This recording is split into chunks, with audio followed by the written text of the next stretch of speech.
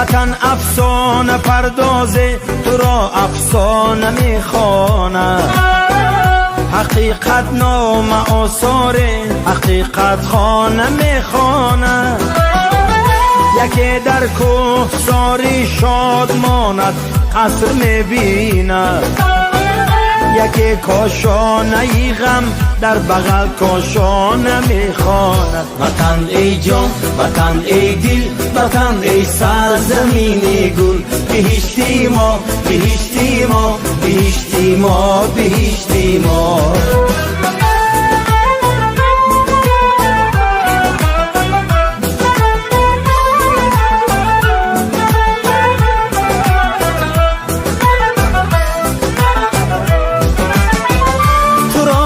سر نوشتی خش می بلند و می نالند.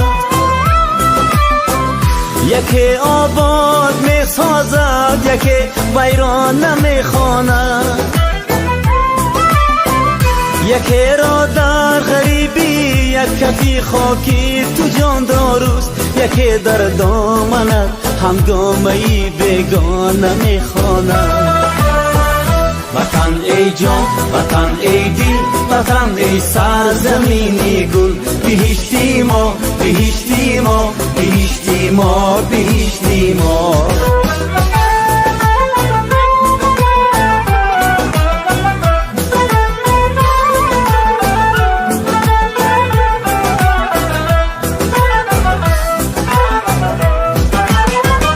تو را مردی ره منزل به منزل میکند دنیا.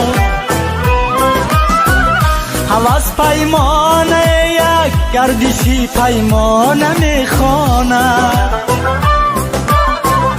حبیب می سرا